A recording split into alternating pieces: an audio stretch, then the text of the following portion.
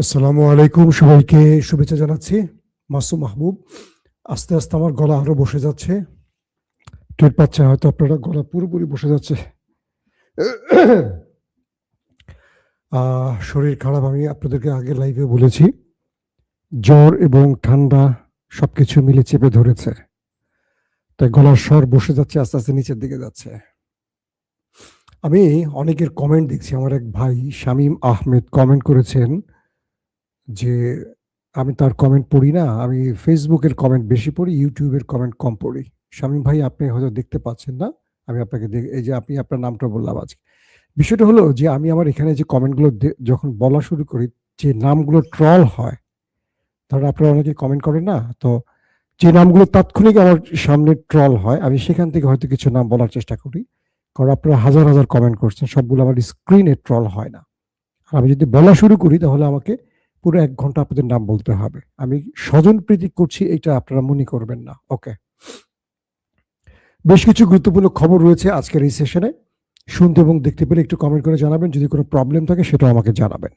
প্রথম যে খবরটি দিয়ে শুরু করতে চাই, আমেরিকা কি ন্যাটো থেকে বেরিয়ে যাচ্ছে? ডোনাল্ড ট্রাম্প এমন হুমকি কিন্তু দিয়ে বসেছে, কারণ ডোনাল্ড ট্রাম্পকে পুরো ইউরোপ ইরানের বিরুদ্ধে যুদ্ধে কোনো সহযোগিতা করেনি। একটি ভরসার জায়গা ছিল ব্রিটেন। ব্রিটেনও জানিয়ে দিয়েছে তারা আমেরিকার এই যুদ্ধে কোনো প্রকার সাহায্য করতে পারছে না, বা আমেরিকাকে তাদের ঘাঁটি তো দূরের কথা, তারা ইরানের বিরুদ্ধে আমেরিকার হয়ে কোনো ক্ষেত্রে আমেরিকাকে সাহায্য করতে পারবে না।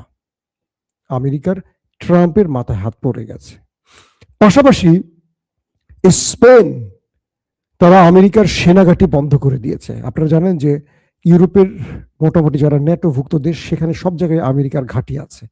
এক একটা দেশে কয়েক ডজন করে ঘাঁটি আছে।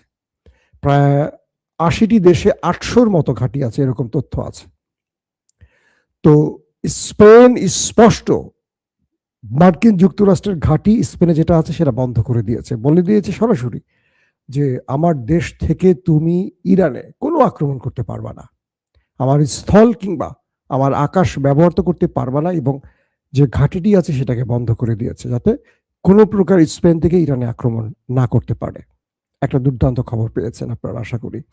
2 নম্বর যে বিষয়টি হয়েছে সেটি হলো ফ্রান্স, ইতালি এবং সুইজারল্যান্ড, পোল্যান্ড, তারা প্রত্যেকেই আমেরিকাকে বলে দিয়েছে এই দেশগুলোর ঘাঁটি থেকে ইরানে আক্রমণ করা যাবে না, এবং এই দেশগুলোর ভূমি কিংবা আকাশ আমেরিকা ব্যবহার করতে পারবে না। ধরেন আমেরিকা থেকে উড়ে আসবে বিমানে অস্ত্র নিয়ে, এবং এই দেশগুলো ব্যবহার করে তারা ইসরায়েলে নামবে বা মধ্যপ্রাচ্যে নামবে, এই সুযোগটিও আমেরিকা তাদের দেবে না।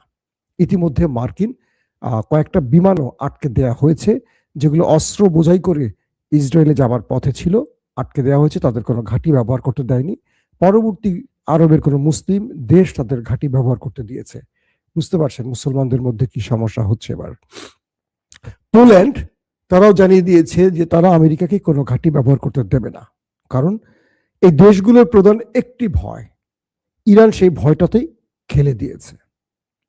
ইতিমধ্যে পৃথিবীর বহু দেশ লকডাউনে চলে যাচ্ছে, ইউরোপ তেল গ্যাসের সংকটে পড়ে গেছে, আর ইরান এই যুদ্ধে অস্ত্রের চেয়েও সবচেয়ে বড় যে খেলাটি খেলেছে সেটি হলো হরমুজ প্রণালী।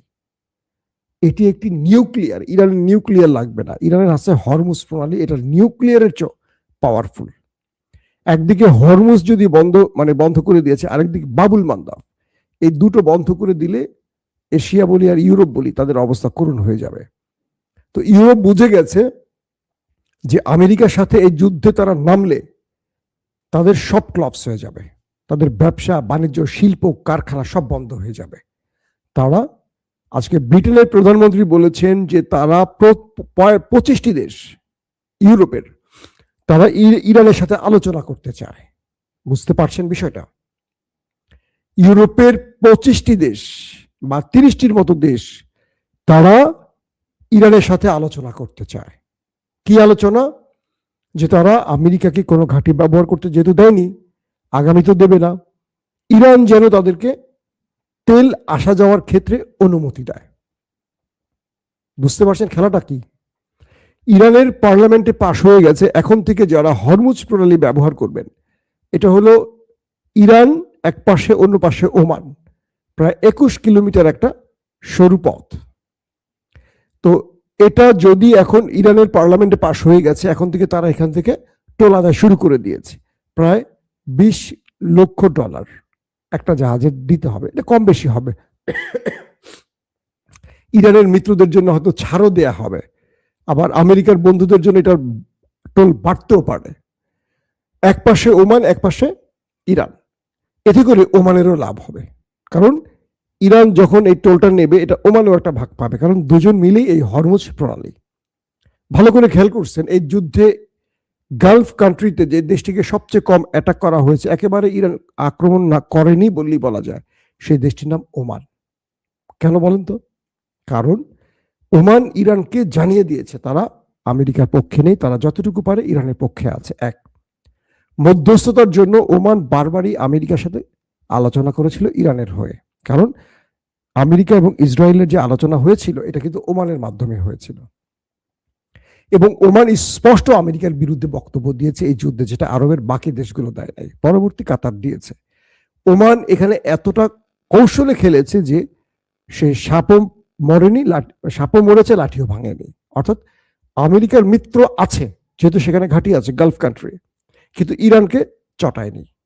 ইরানের সাথে তাদের সম্পর্কটা তারা ধরে রেখেছে, এবং আমেরিকাকে তারা ইরানে আক্রমণে বড় কোনো সহযোগিতা করেনি। 2 নম্বর বিষয়। 3 নম্বর যে বিষয়টি আসছে সেটি হলো, ট্রাম্প বলছেন যে আমাকে কোনো ইউরোপ এবার সাহায্য করেনি, ন্যাটো সাহায্য করেনি, তাহলে ন্যাটোকে এত টাকা দিয়ে আমি পালি কেন, তৈরি করে রেখেছি কাদের জন্য? তিনি বলছেন যে আমি বা আমেরিকা ন্যাটো থেকে বের হয়ে যেতে পারে। আসলে ন্যাটো খেপেছে কেন? ফিনল্যান্ডের কথা মনে আছে আপনাদের?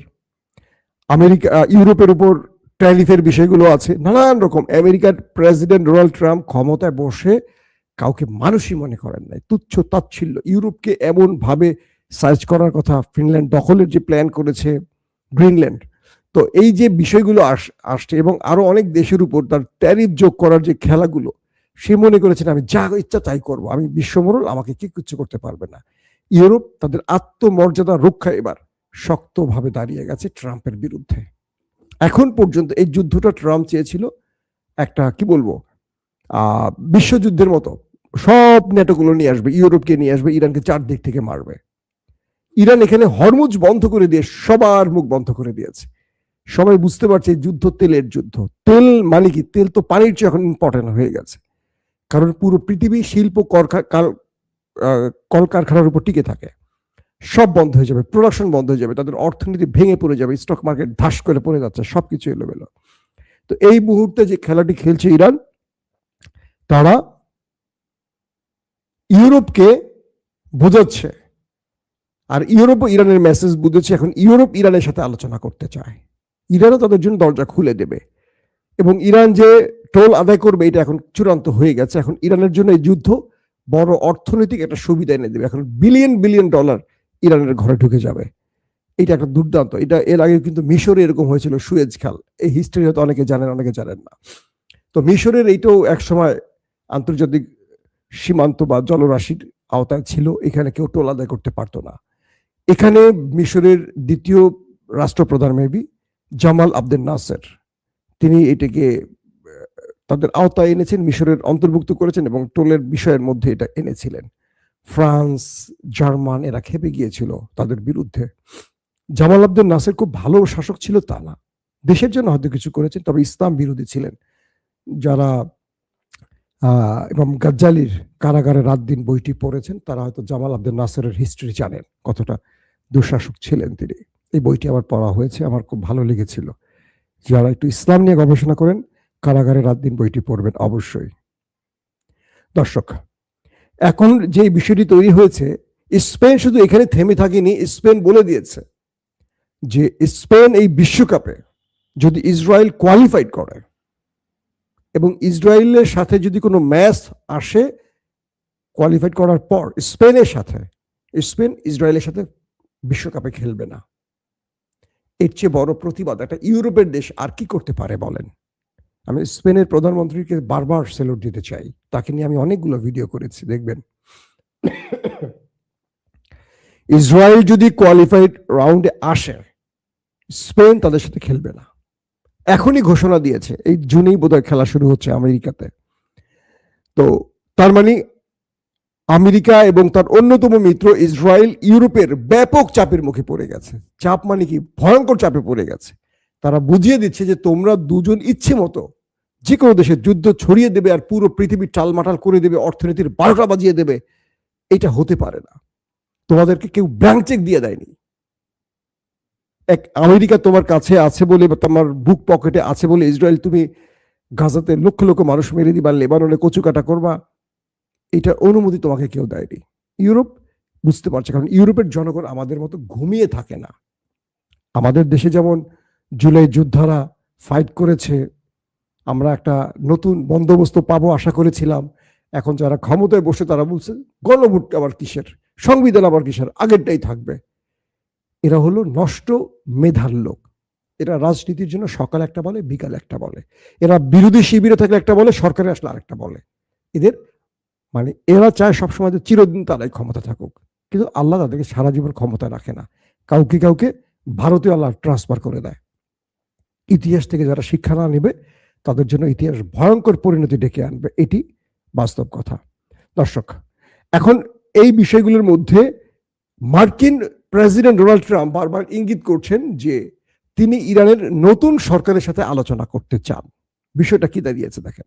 ট্রাম্প বলছেন ইরানে যে নতুন রেজিম আসছে তারা ভালো, এবং তিনি তাদের সাথে ব্যাকডোরে আলোচনা চালিয়ে যাচ্ছেন, আলোচনা এগিয়ে চলছে। প্রশ্ন হলো ইরানের নতুন রেজিম কে? আগের রেজিম তো ছিল আয়াতুল্লাহ আলী খামিনি, যিনি ইসরায়েলের সাথে 12 দিন যুদ্ধ করেছেন। তার দেশে পারমাণবিক প্রজেক্টগুলোতে হিট হয়েছিল, ফোর্দো, নাতাঞ্জ এবং ইস্পাহানে, এবং ইসরায়েল ব্যাপক অ্যাটাকও করেছিল। তারপরও তিনি যখন জয়ের পথে ইরান দখলদারদের হিট করে ট্রাম্পের অনুরোধে আয়াতুল্লাহ আলী খামিনি যুদ্ধবিরতি ঘটিয়েছিলেন 12 দিনের মাথায়, মনে আছে আপনাদের। এবং সেই খামিনি সহ তার পুরো টিমকে মেরে দিয়েছে, প্রথম সারির সব। এখন বলা হচ্ছে মুস্তফা খামিনি নেতৃত্বে আছেন। তো ট্রাম্প কি মুস্তফা খামিনির প্রশংসা করছেন, নাকি তাদেরকে বোঝাচ্ছেন যে তোমাদেরকে ভালো বলছি, তোমরা একটু আমাকে সুযোগ দাও, আলোচনা করো, আমাকে আর মাইরো না, আমাকে একটা ফেস সেভিং দাও, আমি একটু আমার দেশের জনগণকে বলি এই দেখো একটা বিজয় পাইছি। ট্রাম্প এই মুহূর্তে চাইছে যে বিষয়টি, সেটি হলো ইরানকে বোঝাতে যে তুমি হরমুজটা খুলে দাও, তোমার সব আলোচনা বা তোমার সব শর্ত আমি রাখবো, হরমুজটাকে খুলে দাও। হরমুজটা ইরান খুলে দিলেই ট্রাম্প একটা সাংবাদিক সম্মেলন করবে, জাতির উদ্দেশ্যে ভাষণ দিবে, দিয়ে কি বলবে, এই দেখো এই দেখো ইরান হেরে গেছে আমার কাছে, ইরান হেরে গেছে আমার কাছে, সেজন্য হরমুজ খুলে দিয়েছে। ট্রাম্প একটা জাতিকে ফেস সেভিং দেখাতে চাচ্ছেন, কারণ তার দেশের মধ্যে যে জরিপগুলো হচ্ছে সেই জরিপে তার অবস্থান এখন 30-এ চলে আসছে। তার মানে মধ্যবর্তী নির্বাচনে ট্রাম্প হেরে যাচ্ছেন কনফার্ম। এখন তিনি বলছেন ইরান তুমি হরমুজটাকে খোলো, কি চাও? এতদিন ট্রাম্প বলছে আমি নিউক্লিয়ার চাই, তোমার ব্যালিস্টিক প্রোগ্রাম বন্ধ করো, এটার রেঞ্জ 1000-এর নিচে রাখো, তুমি এমন মিসাইল বানাবা না যেটা ইসরায়েলে যেতে পারে, তুমি বানাও যেটা তোমার ঘর থেকে বানালে বাথরুম পর্যন্ত যায়, এরকম একটা বানাও, অথবা সর্বোচ্চ তুমি ইরান থেকে আরবে মারার মতো মারো, আরব তো মুসলমান, ওরা মরলে আমাদের তো কোনো আপত্তি নাই, তাই তো? আমরা তো ওদের থেকে শুধু পেট্রোডলার নিতে আসি, আমাদের দেশের অর্থনীতি ওদের তেল বেচা টাকা থেকে আমরা বাঁচাই। এখন ট্রাম্প এই শর্তগুলো ভুলেই গেছে, কারণ কি ট্রাম্পের এখন একটাই শর্ত, হরমুজ খুলে দাও, কারণ হরমুজ দিয়েই ইরান নিউক্লিয়ার অ্যাটাক করে বসছে, এটি ইরানের নিউক্লিয়ার। এই হরমুজের গলার টিপে ধরছে ইরান, ট্রাম্পের প্রাণ পাখি আটকে গেছে, ইউরোপ চলে গেছে, ন্যাটো চলে গেছে, কেউ তার পাশে নাই, একটা দেশ আসছে না, একটা সিঙ্গেল দেশ তার পাশে আসছে না। এখন ট্রাম্প এই যুদ্ধটা বন্ধ করতে চাইছে, ব্যাকডোরে আলোচনা শুরু করেছে। কেউ কেউ বলছে ইরান ট্রাম্প আসলে কার সাথে কথা বলছে, মুস্তফা খামেনি তো অদৃশ্য, কোথায় কেউ জানিই না, আলী লারিজানি তো মারাই গেছেন, আর যিনি প্রেসিডেন্ট আছেন ইরানের তিনি তো আসলে কি বলবো, প্রেস কনফারেন্স করে ওই কি বলে মুস্তফা খামেনি যেটা লিখে দেন সেটা শুধু পড়তে পারেন, তার নিজস্ব তো ইরানে ক্ষমতা প্রয়োগের সেই নির্বাহী ক্ষমতা তার হাতে নেই। এটি করতে পারে সুপ্রিম লিডার বা আইআরজিসির যিনি দায়িত্বে থাকবেন, সুপ্রিম লিডারের অনুমতি কল্পে। এখন বিষয়টা হলো ট্রাম্প এটুকু বুঝতে পারছেন খামেনিকে মেরে দিয়ে তিনি সবচেয়ে বড় ভুল করেছেন। কারণ খামেনি থাকলে যুদ্ধটা এত লম্বা হতো না। তিনি তার রাষ্ট্রের চিন্তা করে, জনগণের চিন্তা করে হয়তোবা যুদ্ধ বিরতিতে চলে যেতেন। কিন্তু মুস্তফার কথা হলো এতগুলো মানুষ মারা গেল। ইরানের 11,000 পয়েন্টে ইসরায়েল আমেরিকা হিট করেছে, 11,000 স্থানে ধরেন হিট হয়েছে। তো এটার ক্ষতি তো উঠাইতে হবে ইরানের। আবার 2 দিন পরে তারা হিট করবে, আবার মারবে, ইরান আবার বিলিয়ন বিলিয়ন ডলার খরচ করে দেশটাকে তৈরি করবে, আবার তারা মারবে। এটা হতে পারে না। ইরানের কথা হলো হরমুজ থেকে আমি টোল আদায় করবো, এই টোল দিয়ে আমি 5 বছরে আমার দেশ আবার গুছায় ফেলবো। এটা তাদের জন্য বিশাল একটা অর্থনৈতিক সোর্স হবে। 2 নম্বর, তুমি চাইলে আর ইরানে আক্রমণ করতে পারবে না, তোমাকে আন্তর্জাতিক গ্রান্টার রাষ্ট্রের মাধ্যমে চুক্তি করতে হবে। 3, তুমি সকল নিষেধাজ্ঞা তুলে নিবা। ইরান এখন থেকে তার সব পণ্য, তেল, গ্যাস বিশ্ববাজারে বিক্রি করবে। তাতে করে কি হবে? ইরান সৌদির উপরে চলে যাবে তাদের অর্থনীতি। বিষয়টা বোঝেন নাই? ইরানের অর্থনীতি সৌদির উপরে চলে যাবে, কাতারের উপর চলে যাবে, কারণ তার দেশ আয়তনে অনেক বড়, তার খনিজ সম্পদ ওদের চেয়েও বেশি। এখন ইরান এই মূল বিষয়গুলো চাচ্ছে। পাশাপাশি গালফ কান্ট্রিতে আমেরিকা থাকতে পারবে না। এগুলো হলো ইরানের শর্ত। এখন আমেরিকার যে শর্ত ছিল, আমেরিকা সেই শর্তে নাই। আমেরিকা শুধু ইরান ভাই হরমুজটা খোলো, ইরান ভাই হরমুজটা খোলো। আমার ছেলে হাসে পাশে দাঁড়া দাঁড়া, হুট করে সে আবার আমার চেয়ে ভালো খবর জানে। তাকে যদি আপনি খবর কেন্দ্রিক কোনো প্রশ্ন করেন, সব উত্তর দিতে পারবে। তার এগুলোর প্রতি খুব আগ্রহ। তো এখন যে বিষয়টি তৈরি হয়েছে, তারা এই মাইনকা চিপে আটকে গেছে। আসেন, আজকে যে খেলাটি খেলছে দুবাইতে, আরব আমিরাতে বেশ কিছু অ্যাটাক করেছে ইরান, এবং সৌদিতে আমি বলেছি সৌদির আল খারেজ শহরে বিশাল অ্যাটাক করেছে। সেখানে পাইলট এবং মার্কিন কমান্ডো বাহিনীর অনেক সদস্যকে ওপারে পাঠিয়েছে। বেশ কিছু গুরুত্বপূর্ণ যুদ্ধ বিমানকেও ধ্বংস করেছে ইরান, এবং ইরানের গণমাধ্যম বা ইরানের পক্ষ থেকে এই দাবিগুলো করা হয়েছে। এখন পর্যন্ত আমেরিকা কিছু বলেনি, হয়তো আমরা জানবো। মানে সৌদির আল খারেজ শহরে যে পাইলটগুলো ইরানে অ্যাটাক করতো যুদ্ধ বিমান এনে, তাদের খুঁজে খুঁজে মেরেছে ইরান ড্রোন এবং মিসাইল দিয়ে। শুধু তাই নয়, সেখানে অনেকগুলো যুদ্ধ বিমান ছিল, সেগুলোকেও ওপারে পাঠিয়ে দিয়েছে। এবং আরব আমিরাতে আমেরিকার একটি মানে খুবই গুরুত্বপূর্ণ মিটিং চলছিল সেনাবাহিনীর, আরব আমিরাতের একটি গোপন স্থানে। সেখানে ইরান অ্যাটাক করেছে। কল্পনা করা যায় ওরা কোথায় গোপনে মিটিং করে, সেখানে ইরানের মিসাইল এবং ড্রোন চলে যাচ্ছে। এগুলো আমেরিকা আসলে বিগত 50 বছরে এরকম দৃশ্য তারা দেখেনি, যে ইরান কি করতেছে ওরা দেখতেছে। এখন ওরা তো কল্পনাই করে নাই। ওরা মনে করছে খামেনি মরলে সব শেষ। নেতানিয়াহু এটা বলেই ট্রাম্পকে আনছে যে 2 দিনে আমরা অ্যাটাক করবো, খামেনি শেষ, রেজিম পরিবর্তন। এখন আর রেজিম পরিবর্তনের কোনো শর্ত আমেরিকার নাই। আমেরিকার কথা হলো যে আছে সেই আমাদের জন্য ভালো, এরপরে যেটা আসবে এটা কেন আরো বেশি মারবে। খামেনি মারতো 2টা, এরা মারে 10টা, এদের পরে যে আসবে সে মারবে কেন 100টা। তো ভাই তুই যে আসস সেই ভালো, এখন ট্রাম্প তাই বলতেছে।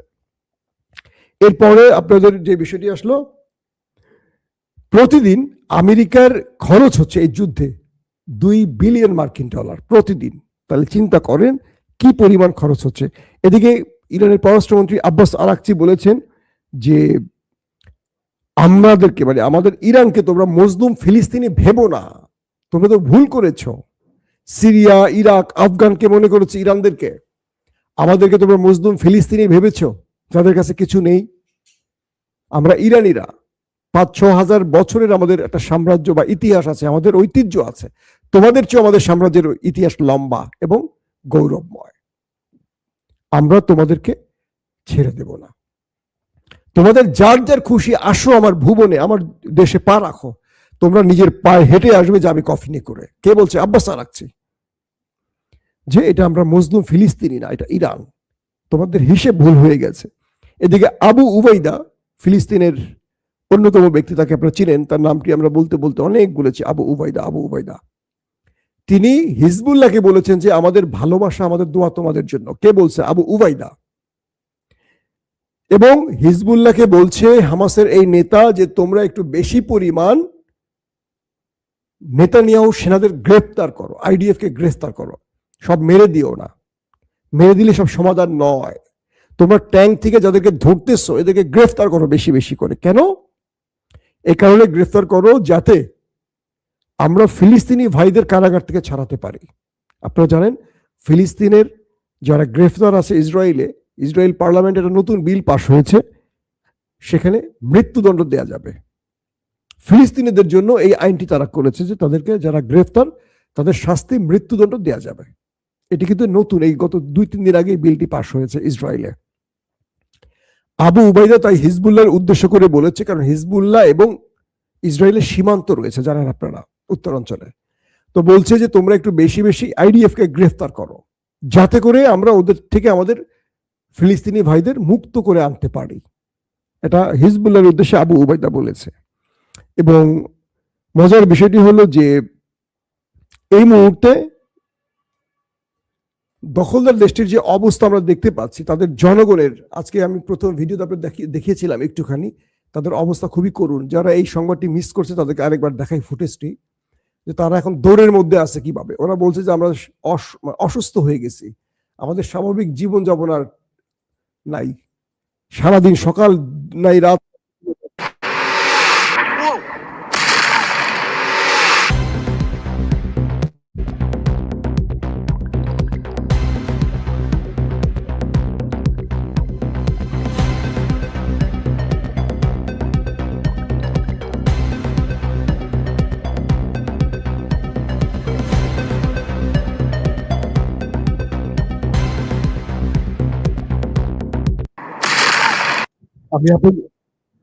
আমি আপনাদের যে ফুটেজটা দেখালাম, এটা হলো আজকে ইরানের হিট, কি ভয়াবহ মিসাইল গুলো মারছে একদম অন টার্গেটে, এবং নেতা কাকু এগুলোর ইন্টারসেপ্ট করতে পারছে না।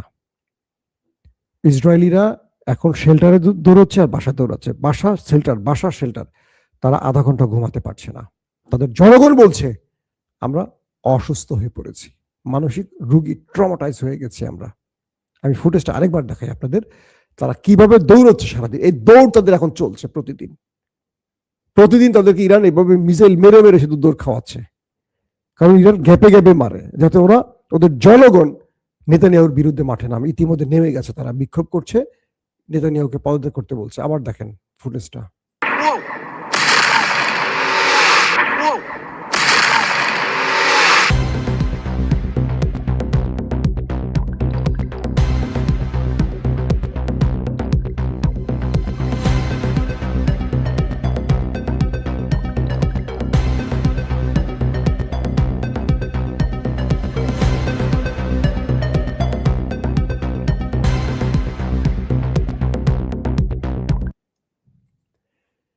এটা হলো পৃথিবীর সবচেয়ে বড় প্রযুক্তির দেশ, যাদের আকাশ প্রতিরক্ষা গর্বের একটা তেলাপোকাও, তেলাপোকাও তাদের দেশে ঢুকতে পারবে না, পাখি তো দূরের কথা।